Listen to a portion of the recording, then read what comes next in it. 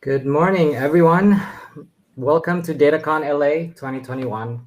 My name is Dimas, and I will be your host, and we have Deepinder as your co-host for today's keynote session. So today is the second day of DataCon LA. You might have seen how jam-packed the first day was with informative, interesting, and insightful talks that inspire us to do great things with data. Well, today will be even better. Before we go into that, though, let me remind you that this year marks our 9th year data conference and the second virtual conference for us. DataCon LA has been growing from few hundred to thousands of attendees and community members. This conference is the brainchild of our fearless leader, Subhash D'Souza. It is organized and supported by a community of volunteers and speakers, but also this event wouldn't have happened without our gold sponsors, Accenture, Bright Data, Disco, Cascada, MariaDB, and our silver sponsors, Dell Boomi, Oracle, MySQL, and Signify Technology. DataCon LA has become the largest data conference in Southern California, and it features the most vibrant gathering data and technology enthusiasts in Los Angeles. This is all thanks to you guys. So to kick off the second day of DataCon LA, we have a message from Eric Garcetti, the mayor of City of LA and the ambassador-elect to India. Eric Garcetti is a fourth-generation Angelino and 42nd mayor of Los Angeles, born and raised in San Fernando Valley. His life has been shaped by a deep commitment to the core values of justice, dignity, and equality for all people. So here, I'm going to share with you his message.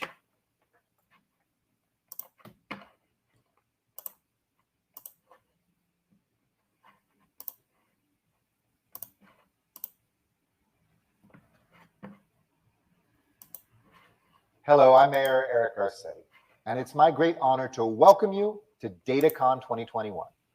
Collecting, interpreting, and visualizing data allows us to understand the story of our collective lives.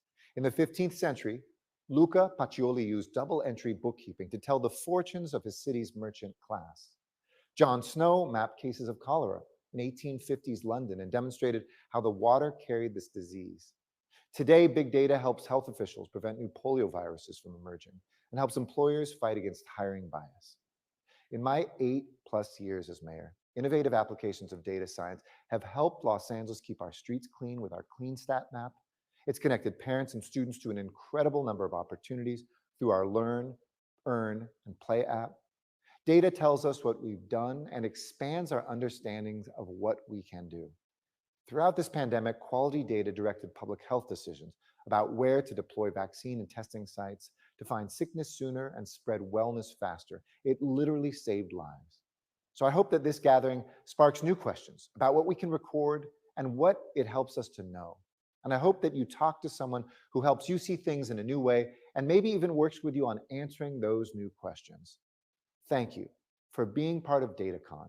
I can't wait to see what we will figure out together in the years ahead.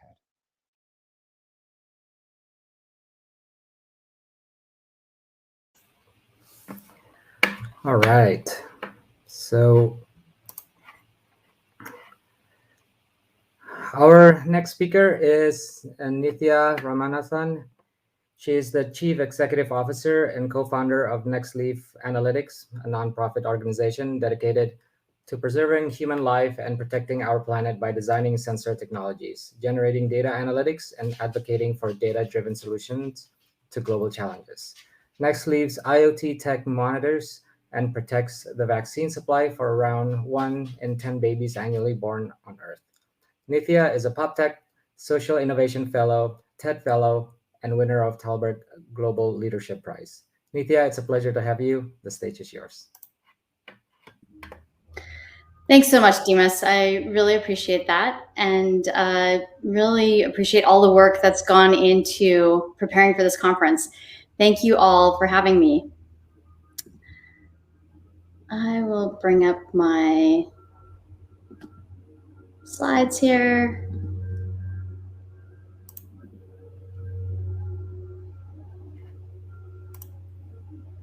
Excellent. Apologies for that. Okay, so thank you so much for having me. As this virtual room of data professionals knows, data is knowledge. But today I want to examine not only the relationship between data and knowledge, but data and power and money, and how that imbalance of these relationships are reinforced by the status quo. So all too often we witness data being extracted from individuals, communities, and countries, and with it flows the power to make decisions. This is the concept of data colonialism, which we define as the practice of one or more entities that are claiming ownership of data that is produced by others or for others, and appropriating most of the value from that data. So I'll share a few examples of the status quo, as well as counterexamples of how we as data and tech experts can actively fight to change this norm. So we've found that data is knowledge, is power, and is money. And to demonstrate how we got here, I'll briefly share my journey. So I co-founded Nextleaf Analytics with a vision of proven global health solutions being designed, financed, locally maintained, and scaled based on users' needs across Africa and Asia. Those are the geographies that we serve. So Nextleaf builds real-time IoT and data solutions, and we partner closely with the country decision makers in order to design solutions for their countries. So in order to do that, the first step is making sure that country decision makers actually have the data they need to drive the change from their perspective, because as outsiders, we can never really know. And it's that local change that we're looking to catalyze across every country in Africa and Asia, because that local change is more sustainable and naturally takes into account the reality on the ground.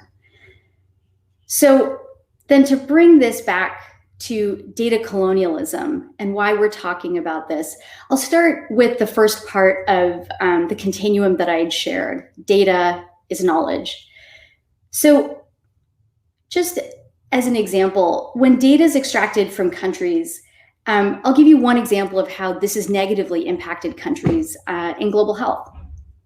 So in one instance, global donors started collecting data on the quality of electricity in both East and West Africa, and started quantifying things like voltage and duration of time of power outages. And so this data was not actually made immediately available to the governments of those countries. And so instead, the donors took the data. And these governments, why this is a problem is that governments are the ones who are finally responsible for the electricity infrastructure and the health systems that rely on that infrastructure. Instead, this data was actually turned into solutions that the global donors thought were important, and those solutions were then shipped back to Africa and ultimately struggled because there weren't the local resources in order to actually sustain those solutions. And so this is a problem because unlike in the US, in many African countries, like I said, the federal government is the one that actually controls the health system. So without having access to this data, it's hard for governments to know where to invest to strategically strengthen their infrastructure. And instead, without access to their own data collected in their country, federal governments across Africa continue to be beholden to Western countries in order to determine how to proceed. And so instead, at Nextleaf, we actually partner directly with country decision makers. And from the beginning, there's a shared understanding that the data collected belongs to the country, and that our role is really just to strive to make their data useful as possible to them so they can drive actions. So I'll give you a concrete example here. Take vaccines. Vaccines won't work if they get too hot or, surprisingly, too cold. So distributing vaccines, as now we all know, requires refrigerators, both big and small, that function reliably at every leg of their journey. So this together is called the cold chain. And to put it simply, these refrigerators along this cold chain save lives. But like any kitchen appliance, they break. One study in South Asia found that more than half of vaccine doses examined showed evidence of temperature damage caused by fridge failures by the end of their journey. So that means that the children or adults who would receive those doses might not be protected. And the stakes are high, especially with COVID. So at Nextleaf, we build and deploy simple sensors that connect vaccine refrigerators to user-friendly dashboards. Think of us like the check engine light for a vaccine fridge. So when a fridge fails, then this device sends an immediate SMS so that health workers across the entire public health system in a country know when the fridge fails and have the resources to fix those failures. So you can't have a talk at a data conference without showing a little bit of data. And so this is just one time series plot from a clinic in Tanzania. And so you can see this is just one example. This is in May 2021, so earlier this year. A fridge failed. And you can see that on May 9th, where the temperature goes into the red zone in the plot. And because the fridge had our smart sensor, it prompted a fast response from the regional immunization officer. And a technician visited the site and fixed some faulty wiring in a few days. So the temperature turned back to normal, as you can see in the plot, where the temperature returns mostly back to the white zone. And all the vaccines at that site were kept safe. So access to real-time sensor data made all the difference. And not only that, but because the country owns the data, they're the ones building their knowledge base, which they can then use to inform their own solutions around maintenance and spare parts, and ultimately building more resilient systems for the future. So we'll now move to the next part of this continuum. Knowledge is power. So using the data extracted from African and Asian countries, we're increasingly seeing how in global health, other organizations outside of those countries are the ones actually benefiting from the resulting knowledge, which then translates to increased power.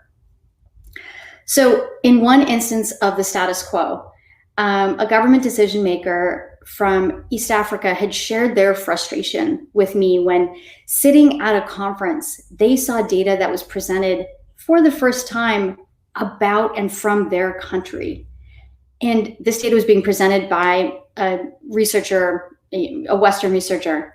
And so what this did in this moment, while it could seem so small, but literally robbed the country decision maker of the opportunity, not only to weigh in on the analysis and contextualizing that data about their country, but then removed their power and their ability to articulate their own path forward. So for us in our work at Nextleaf, it's not just about the generation of knowledge, but really who takes part in that generation. So what we do is work to get the data into the hands of country decision makers as fast as possible in real time. And because they're in the best position to contextualize that knowledge and determine the solutions that they actually need. So having that ownership over the data and generation of knowledge enables them to reclaim power over their health system. Power is literally defined as the ability to take action. And so this power comes not from the data itself, but actually from making sure that knowledge flows throughout the entire system of actors, just as it did in Tanzania. So from an initial alert to the healthcare worker, who then notified the regional immunization officer, who's able to call on the technician and fix the problem. Each person's power to influence the outcome and ensure that that fridge was fixed actually relied on how broadly that same data and knowledge was shared across everybody in the system. So moving now to the final part of this continuum, what we found is that as a result of this data and knowledge and power being extracted, it's then the resources that end up staying primarily outside of the countries where we're all working. So one report published by Peace Direct earlier this year found that only 12% of international grant dollars from US foundations goes directly to organizations based in the country where programs are implemented. And so this creates this continuous cycle of funding going to US organizations that don't directly benefit in country.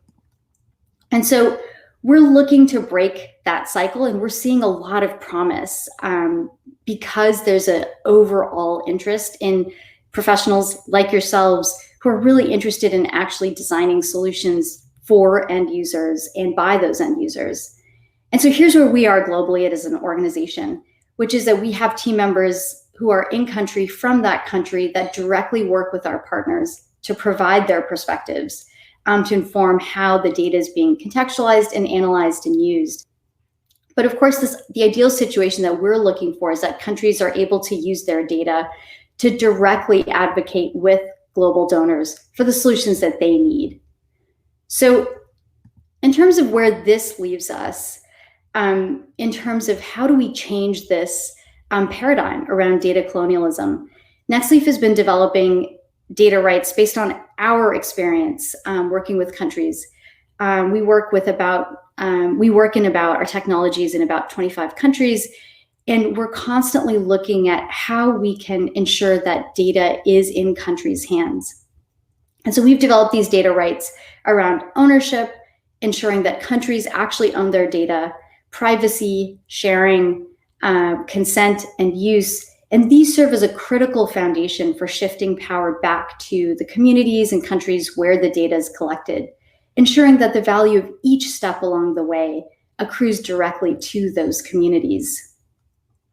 So my call to action to all of you is actually for all of us to start defining these data rights in our own fields and to make them public, and to continuously and objectively evaluate ourselves to these data rights.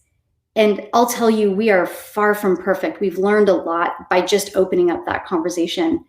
And I found that in every instance, it does take courage to admit that we're wrong and take strength to get back up and keep trying. But most importantly, what I've appreciated in my colleagues is the humility to share what we're learning along the way so that we can all do better. So I really appreciate your time and would love to have this conversation. So please do reach out. I am always happy to discuss what we've learned and what we've gotten wrong and how we can pave the future together. Thank you.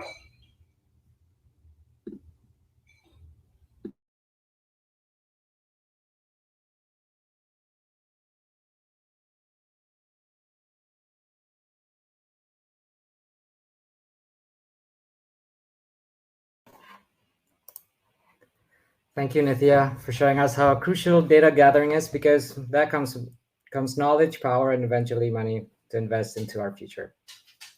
Thank you for that. So our next keynote speaker is Dr. Francesca Lazzeri. She is an experienced scientist and machine learning practitioner with over 12 years of both academic and industry experience.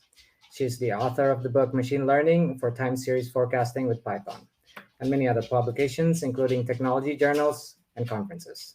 Francesca is an adjunct professor of AI and machine learning at Columbia University, a principal data scientist at Microsoft, where she leads a team of data scientists focusing on data science and machine learning application for customer retention, economics, finance, experimentation, and fraud payments use cases. Before joining Microsoft, she was a research fellow at Harvard University in the Technology and Operations Management Unit. She is also an advisory board of the Women in Data Science, or WIDS, initiative, a machine learning mentor at Massachusetts Institute of Technology, and an active member of the AI community. Please welcome Francesca. Thank you so much, Dimas, for this introduction, and I'm very, very happy to be here today. Let me know if you can see my slides. Let me adjust the display setting, and I think we are ready to go. So today I'm here to talk about not only machine learning, which is something I have been working on for the past 12 years exactly, both in academia and in the industry, but more importantly I'm here to talk about machine learning operations, and how, in my opinion, machine learning operation is not just about coding, frameworks, different tools, the cloud, but is really about your team culture. But first of all, let me ask you all, when is actually machine learning algorithm that you are building becoming AI? Because right now I think that we all hear terms like machine learning, deep learning, AI, and we all work in this area, in these fields. But most importantly is understanding what we mean with these terms, and when our machine learning models that, us as data scientists we build, when they are actually becoming AI. I think that the most important moment of the machine learning life cycle is probably the deployment. So you deploy a model when you're, first of all, have evaluated the model, of course you have built the model, and then you are operationalizing your model. And this is really the method by which you integrate a machine learning model into an existing production environment, so that other people, other customers, other also data scientists can start consuming your model. But machine learning operation is not about just model deployment. A lot of time I talk about people and I mention the terms MLOps, and people say, oh yes, operationalization of your machine learning models, but it's actually not just about it. Machine learning operationalization, meaning the deployment of your machine learning model, automated machine learning, data pipelines, and many other aspects are just some of the components of the machine learning operation. So let's try to understand together what is a machine learning ops, so MLOps. So first of all is more about bringing your machine learning models to production. But more than that, is really about bringing together, as you can see from this slide, people, process, platform to automate your machine learning fused software delivery and provide continuous value to our users. So it's really about people, it's about process, and of course it's also about the platform that you're going to use.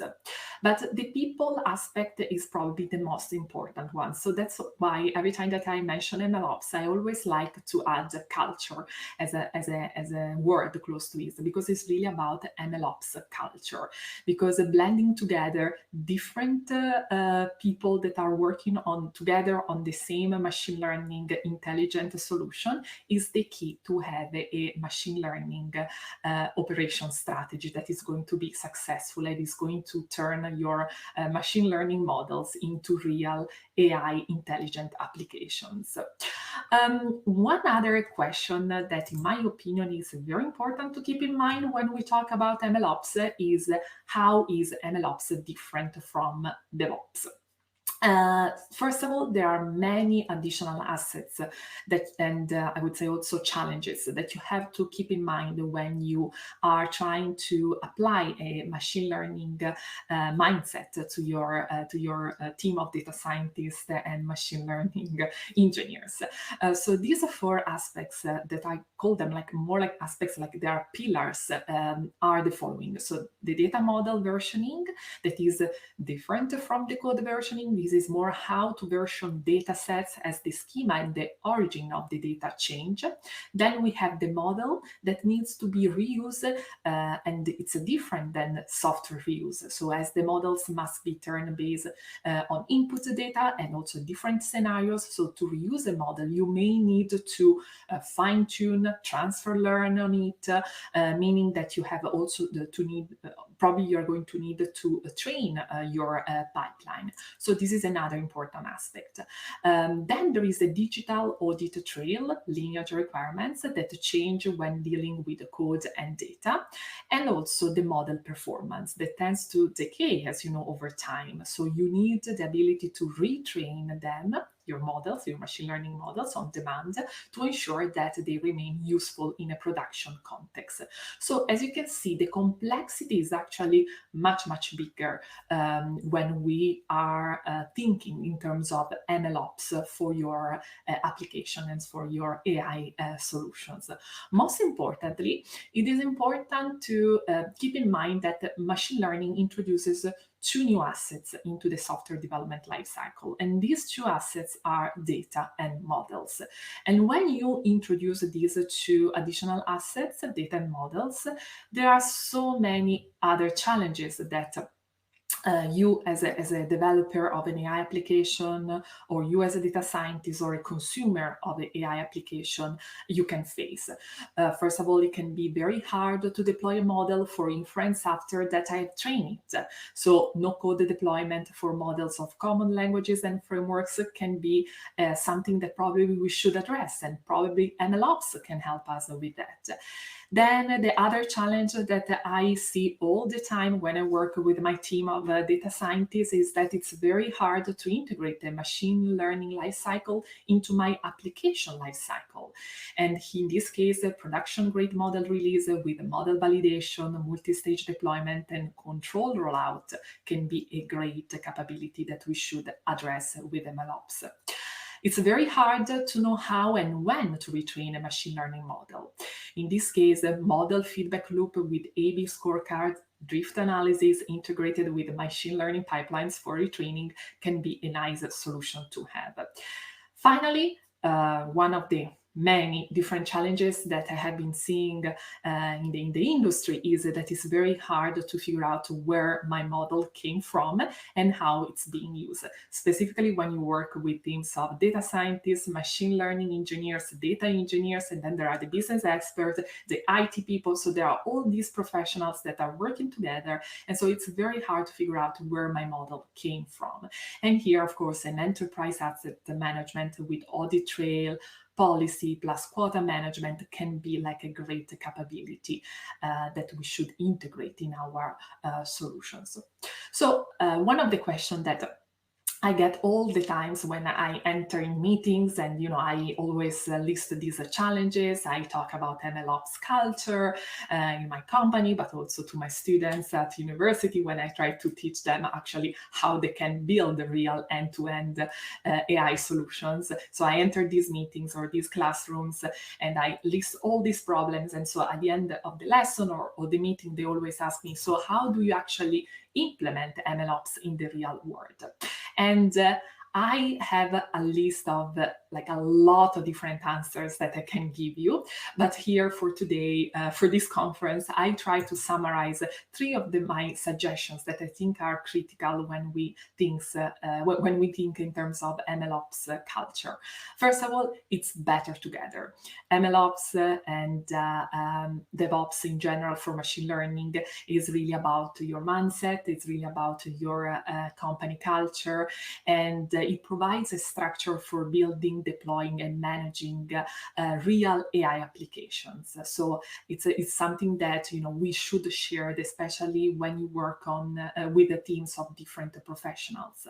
Second, MLOps enhance delivery. So this adoption will increase the agility, quality, and delivery of AI project teams, and this as a consequence, we are going to have better and more effective AI applications that are really going to help us in different tasks in our life. Finally, the third part is that it's really you as a manager, as a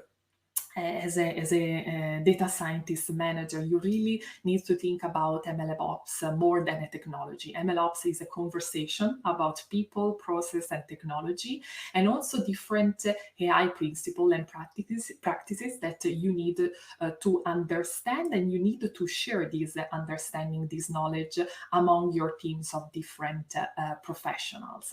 So these are, my three recommendations that I always share with, again, my technical teams. And it's for sure, it's not like just one project, but it's more like a journey that you need to start with your company and with your teams. Of course, if you want to learn more and if you want to keep having this conversation with me about MLOps, machine learning applications, what are the different ways, the different tips and tricks that I have in order to deploy successful machine learning application. Here, there are additional documents that you can look at, and also feel free to contact me on Twitter if you have any additional questions. Thank you.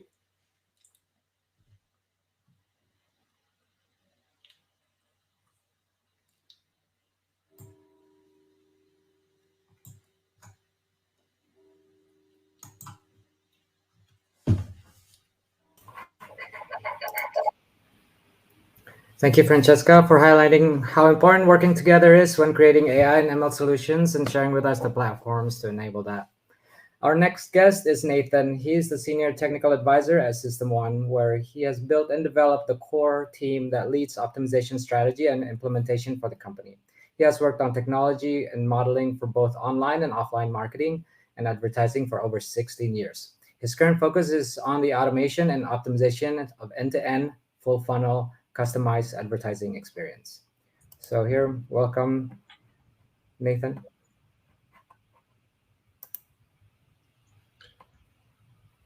Thank you, Dimas. And good morning, everybody. I'm going to talk about some of the history that I've learned and also about what I think the future of advertising is. So this is intended to be a little bit fun, but leading to some serious topics of privacy and also tell you guys some of the things we're doing at System One.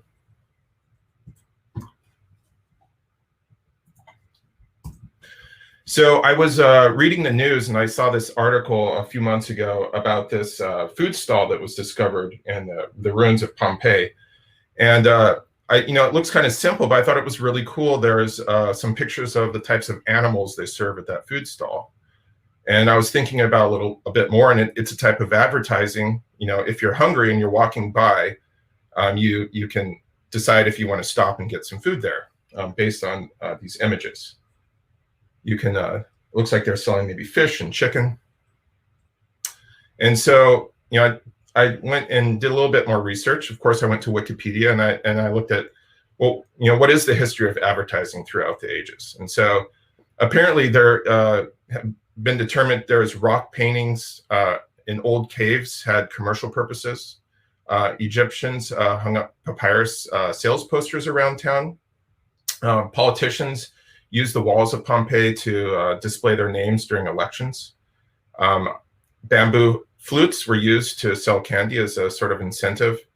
In the Middle Ages in Europe, they hung up signs in front of the stalls to tell people, what their services were. And of course, you have newspapers. The very first newspapers carried advertising. And then today we have global mass marketing in radio, television, magazines, and of course, online. So there's a long history. So here's an example I just wanted to show.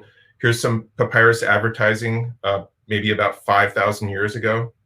And this is a text from a seller of fabrics, and it's describing a sort of reward if you come and visit the shop. And he's trying to get people to come into his shop so that he can sell his fine fabrics.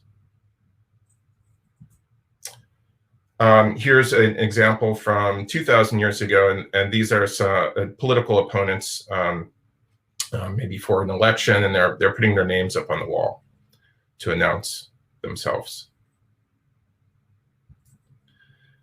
And then here's an example from the London Times in 1788, starting to look like a more modern newspaper. And you can see down here in the corner, there's actually an ad, a couple ads in here for shipping. And I thought this was pretty interesting because this starts to look a little bit like your Google search results page and some of the targeted ads that appear on the sides of the page. So today, of course, advertising and marketing is a huge business, around 750 billion big in 2021. A third of that is in the United States. And to give you a sense of the size of that, just individual players, Procter & Gamble alone spend about $10 billion a year. And anyone who's involved in this business knows that there's an art and a science to it. And as data people, we probably have been, some of us have been exposed more to the science part.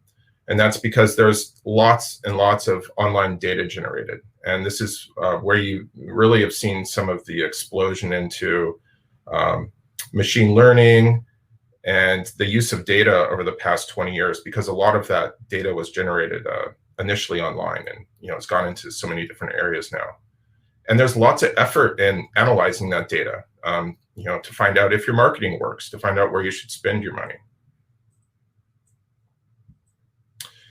So this is a really cool and creative video, a short film by this artist Matsuda.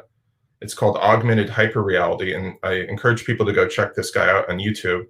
They're just short, couple-minute films. And this is showing someone's future kitchen, and I guess they have some augmented reality goggles or their phone on, and you can see they're making some tea there in the corner, and it's helping them time the tea with augmented reality. And of course, you can see every surface is plastered with logos and these sorts of display ads, and the video is actually really creative and in a sort of dystopian kind of way. And I don't think any of us really want this future. And so this is sort of a pivotal image that we want to work around here. So can we just provide ads when you really need them? And this is why Google search ads work really well. They're sort of the first, this is Google's bread and butter. This is one of the first examples of the use of data. And when you're searching for something on Google, you're showing a really strong intent. So it's easy to match up advertisers with those intents. Another example is comparison shopping sites. So say you're looking for mortgages or cars or insurance, it helps to go to sites to compare the different offerings. So advertisers can show you what they offer. You can compare the attributes of different cars next to each other. And these are things that can really help consumers. And then there's things like information sites. For example, maybe you want to learn more about how to do retirement investing. And so you can go read about that, and advertisers can be connected with you. Perhaps you have some sort of decision you want to make at the end of that, and advertisers can show themselves around that content. So yes, we can do this, and it can be done without using PII. So you can recommend ads based on a site, and you don't need to use personal data to do that. You just know that someone's interested in something from being on that specific site. You can also look at larger search trends across the internet. So for example, System 1 runs several different search engines, and we can group all the data together and just look at what some of those global or national trends are. Maybe in a certain time of the year, people are interested in insurance, or maybe they're interested in buying cars, and you can analyze these trends and find out when the different trends are waxing or waning. And you can even create new sites and experiences, the ideas on the fly to address these trends. So say there's an area of the country that's interested in insurance. You can create an insurance site on the fly, and you can use data science and machine learning to do these things in an automated sort of fashion. So enter in System 1's RAMP. RAMP is what we're calling our responsive acquisition marketing platform. So it's omni-channel and omni-vertical. That means that we can target lots of different acquisition channels, and we can spin up experiences for lots of different categories. And so if you put those two things together and look at sort of the cross product of those, depending on what the trends are and what the demands are, you can acquire people where they are showing intent and show them experiences that help address those intents. And all of this technology is built for this privacy-centric world. We're very focused on privacy.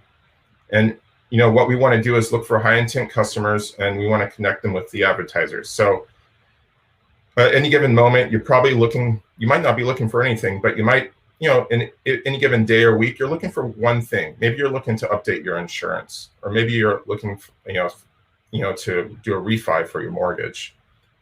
And we're going to look for those people that have that single high intent thing, and we're going to connect them with an advertiser that provides them a solution for that.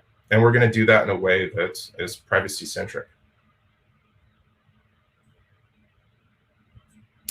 So here's the obligatory diagram, just like maybe there's obligatory time series. So this is meant to show the users there, and we're going to, basically the three diamonds there are the machine learning data science side of things. So we're going to use models to identify the trends by looking at traffic data, site data, search data. We're going to then, determine the market value, the cost to acquire users from different channels and in different categories. And we're going to use forecasting methods to determine where and how to acquire those people. And then we're going to dynamically build experiences for those users. And so you could think of this as creating an ephemeral experience for a single person. Maybe there's some trend identified. There's a way that we acquire that person. We show them something, and then that sort of experience disappears after that person is helped. And so that's a way of showing the flow there. So, as I showed at the beginning, marketing and advertising have been with us for a really long time, over 5,000 years. And it's supported all different types of content forms, such as newspapers and obviously the web. And for the foreseeable future, it's here to stay with us. So let's use data to make it useful, and let's use data in an unobtrusive way to make it useful. I wanted to point out, if you want to learn a little bit more about RAMP, you can go to system1.com, what we do. There's a very cool video. I didn't want to play it here.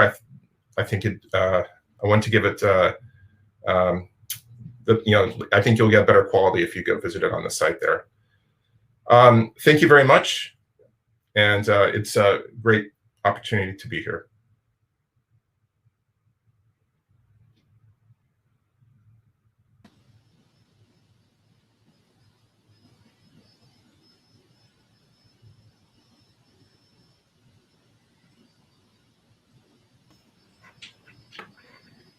All right.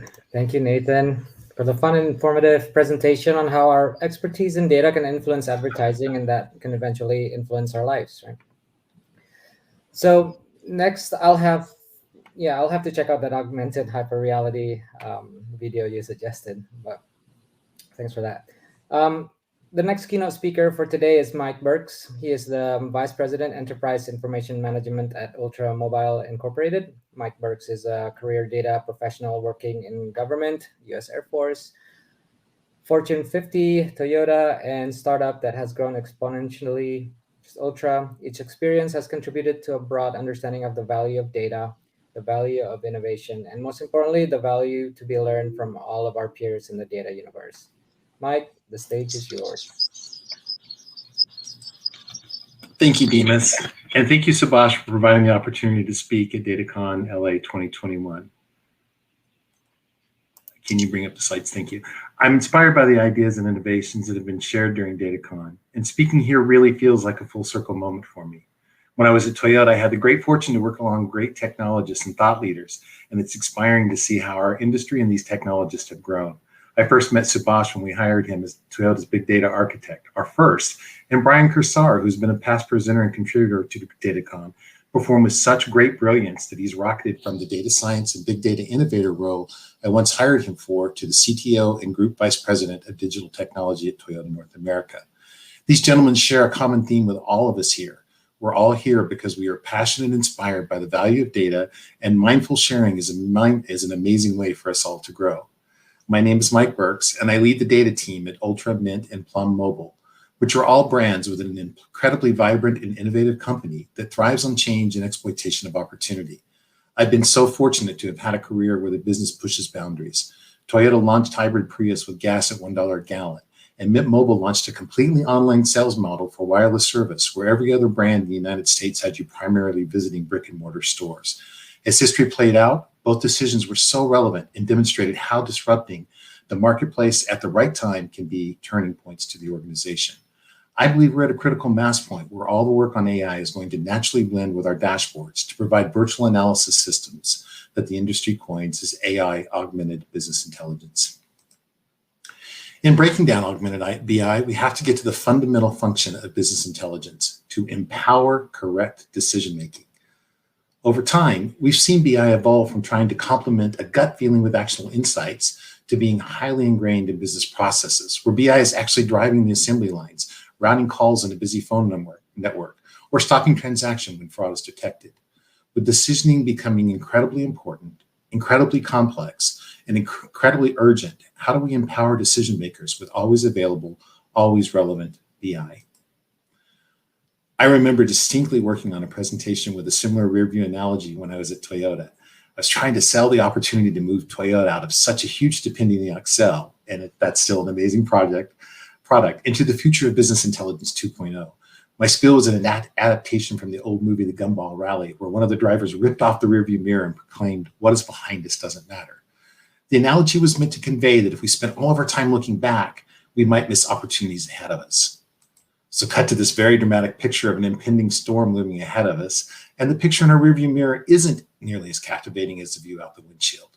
We prided ourselves in Business Intelligence 2.0 with building elaborate dashboards and overwhelming our users with every flavor of chart and visualization known to humankind. Our goal was certainly to inform, but secretly also to keep the CXO somewhat out of our office. We chose tools that didn't limit us to one page, so our users could scroll down through tens of charts. We used cluster analysis and predictive models to provide direction. Sometimes we got so excited about prognosticating what was in front of us that we forgot that what is behind us can matter. My analogy was flawed then, because what if what is behind us has built up the momentum of a million raindrops and is now a raging flash flood ready to overtake us? How do we keep all that evolving data and history relevant into what is happening today? And how do we blend it with our measurement of the present and our modeling of the future to put the absolutely most powerful information into the hands of our decision makers? Could the answer be augmented BI? Well, this trend report by TechTarget identifies many of the features expected in an augmented analytics tool. The players in this field are growing, and Gartner predicts that by 2025, augmented analytics will be mainstream. Some of the foundational BI tools have been using natural language processing techniques and context-driven visualizations for years. The next generation of tools are taking this just a bit further. They are building stories around the data. And please note that my representation of players in this game is just a subset, and obviously all the major players that I show below are heavily invested and have invested to make this a viable product. So how does this work? Well, a business user typically presents a question in the search box in natural business language. The black box of the system then tokenizes this using NLP, NQL, and language dictionaries, which is all the work we do during the setup that provides semantic context. The result is processed for ambiguity correction, context normalization, and phrase completion, which results in a logically complete, optimized, syntactically correct SQL or SPL statement. The response is then post-processed for summarization and ranking. AI is used to sequence clarifications and resolve ambiguity and context collisions. Finally, the platform selects the relevant charts, data tables, summary text, and optimizes the presentation platform. There are a variety of tools present or emerging in the marketplace. Some are meant as add-ons to existing BI and data science platforms, which are going to be obvious choices for you if you're heavily invested and trained on a stack. Some are standalone and dedicated to a domain, like health services or fraud or marketing. These applications come with strong compliance and semantic models built in, and which should certainly provide an accelerator in your deployment. The third grouping focuses on a very specific capability and are attempting to find a niche with differentiated service offerings. These can take a little more time to establish, though they likely offer greater adaptability to your business process. I feel strongly that enterprise KPIs and the formulation of those KPIs should be sacred, and there must be many, many fail-safes against inadvertent access to sensitive data. With that frame of mind, it was important that we look at systems that could be easily integrated into our LDAP and two-factor authentication security models, that could operate against a governed and curated data set protected by row-level security. Since my primary goal was to reduce executive questions back to our analyst, I wanted the results presented in an easily digestible, concise, and accurate format. In choosing a tool partner for this engagement, the team viewed several demos of several tools and settled on a tool that met our need for adaptation, had a great user interface, met our needs for governance, and had a unique presentation method that we thought would appeal to our user base. We purchased a minimal license set for our evaluation, which was our choice. I don't like to have vendors doing something for nothing. And we got the vendor to agree to build an HDFS Impala connector against our 30 million row data set.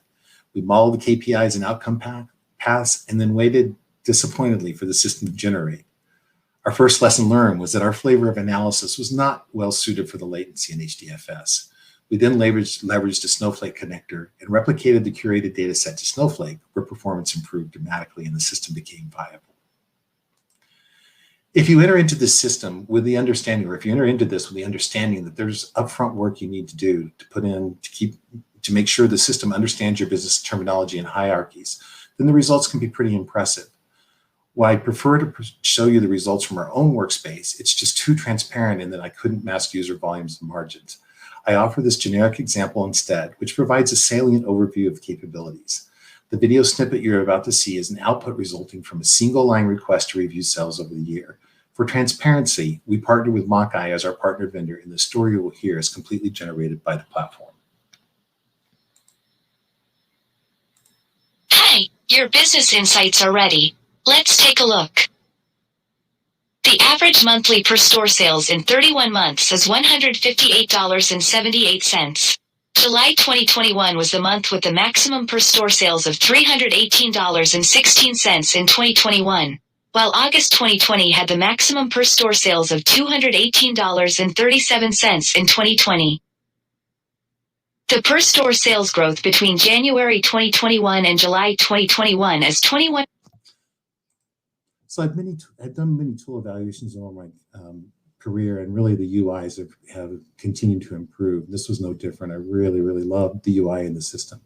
I've got some screenshots here. I love the ability to score the importance of data elements and the built-in calculator and alerts on data quality, and the ability to make data attributes searchable or not, and to add our own segmentation and probability routines into the analytics drill downs. While I'm really not ready to assign my business analysts and our business executives aren't quite ready for business narratives from the offspring of HAL 9000, I do think these systems will grow in adaptation and function. In closing, I want to recognize the great job the City and County of LA have done in providing data resources for business to action on during COVID. All of our roles in data management, analysis, and delivery have been under great stress, and these tools have been extremely healthy. I also want to recognize some very special influencers shown here on the business side from my career. It's really the excitement these leaders have shown in exploiting the value of data that has made my career so rewarding. And finally, thank you again for bringing us all together. Subash, DataCon 2021 is amazing. Thank you all for your time.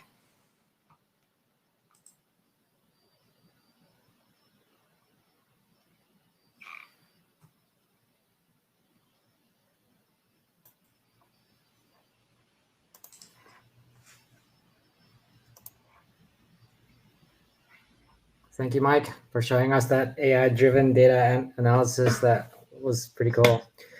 So our next keynote speaker is Davor Bonaci. He is the co-founder and CEO of Cascada, a machine learning company helping you create and operate models with event-based data.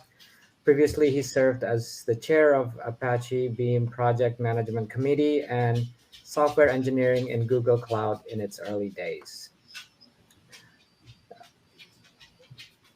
Please welcome Davor. Thank you, Dimas.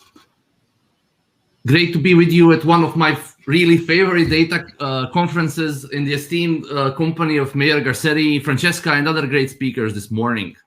Of course, thanks to Subash and the crew for putting together another great conference in these challenging times. Today, I want to start with a story. It is a true story. Just the other day, I was talking to a CTO, happens to be of a gaming company, a very experienced software executive, led engineering organizations at various places over quite a few years. And you know what he told me about machine learning?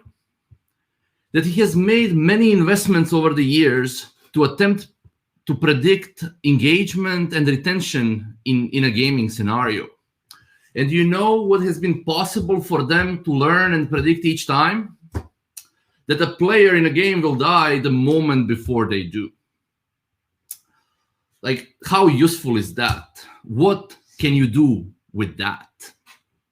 He went further to say, business leaders do not understand machine learning. They only see skeletons of projects that didn't reach production, that didn't produce ROI, or that never moved business KPIs. And this is a true story. despite this story, despite many of you, I'm sure, have found some examples of this at some point in your career, I do think things are changing. Things are getting better.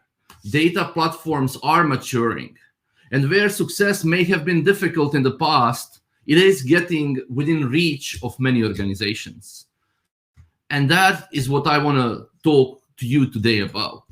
I think that today we can build and operate several classes of machine learning predictably and reliably. And that is within reach of many of us, not only big tech companies and their unlimited resources. This is my point of view that I want to share with you on this conference.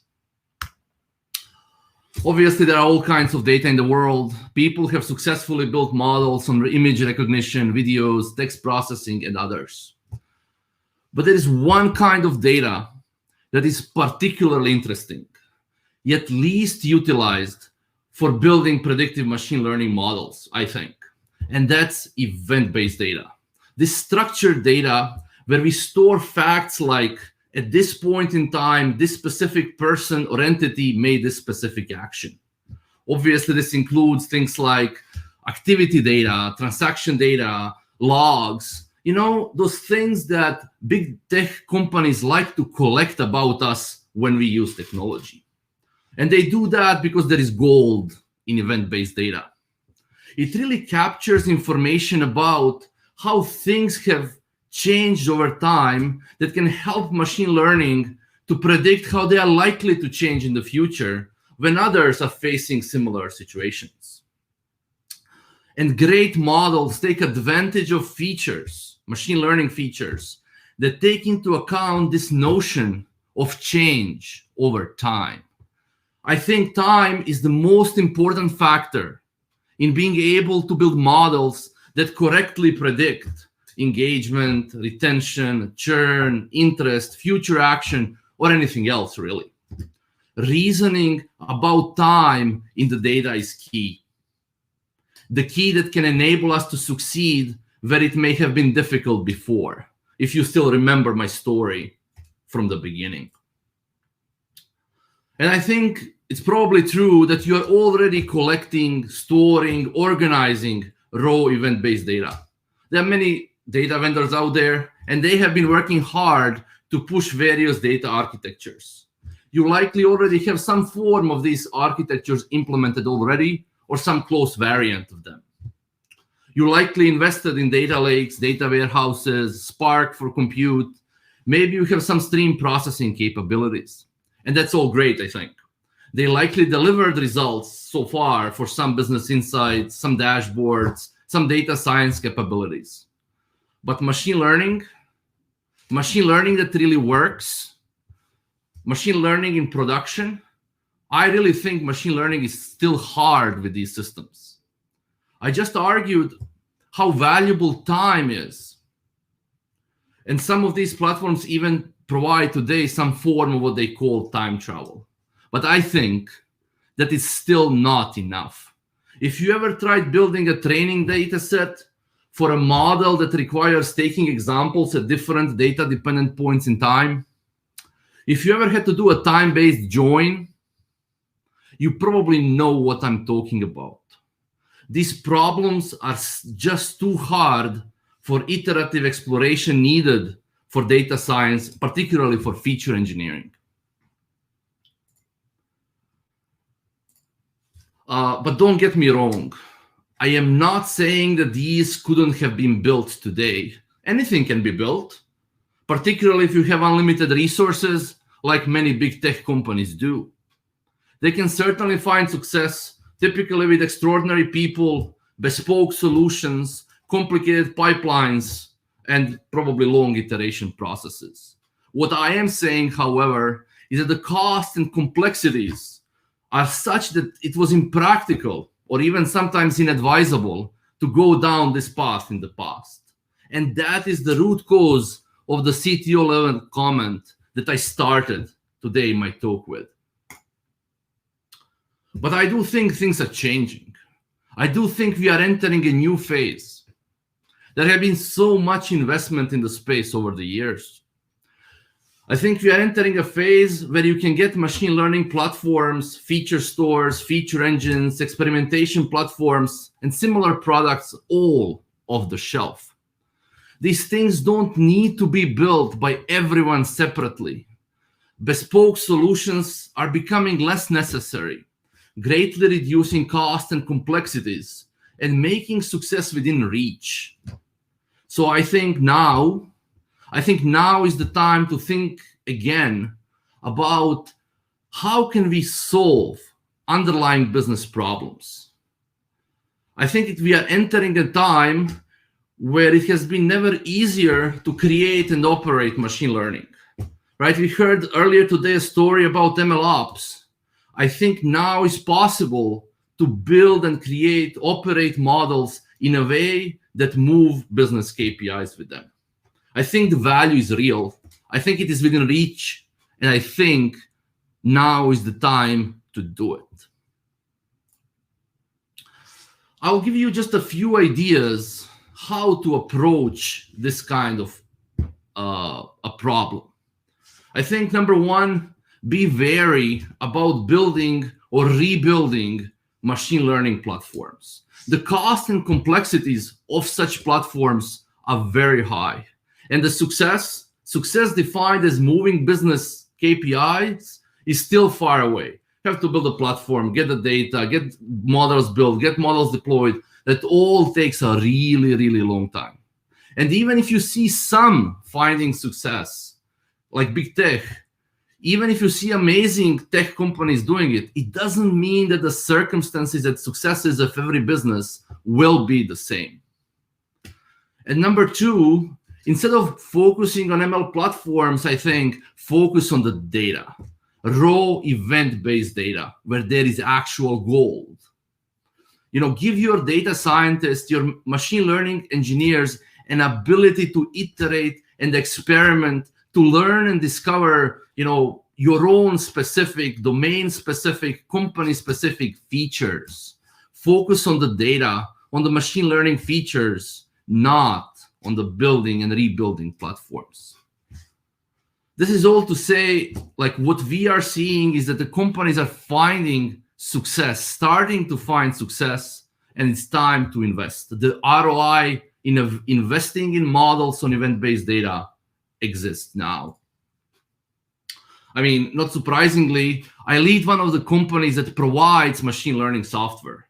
What we have solved, what Cascada has solved, is machine learning for structured event-based data that enables you to build models by leveraging time, the relationships with time relationships in the data. So you have those use cases like personalization, risk modeling, forecasting in your industry. I think it has never been easier to build models that move business KPIs. They can be weeks away, not years away. And in other situations with other types of data, there are other great companies that can help. It's time to talk to them. Just kind of be wary of building yet another low-level, not company-specific, not your problem-specific platforms. If you like to hear more about things we've built, if you are a data scientist wanting to build models from event-based data, we have a, I think, great talk today with Dr. Sharna Parkey later today at 4 p.m. Pacific, and we'll talk in details. We'll get geeky about how to build models, how to iterate, how to really find success and build great models. And if you are a data engineer trying to solve these infrastructure problems, we have a talk tomorrow with our engineering lead, Ryan Michael, and we'll love to share and also get very engineering and share some of the lessons we've learned solving it ourselves. And of course, we always have a booth. And so if you're interested in catching Cascada in action, please join our booth at any time, including, immediately after this keynote. Thank you all very much, and wish you an amazing rest of the conference.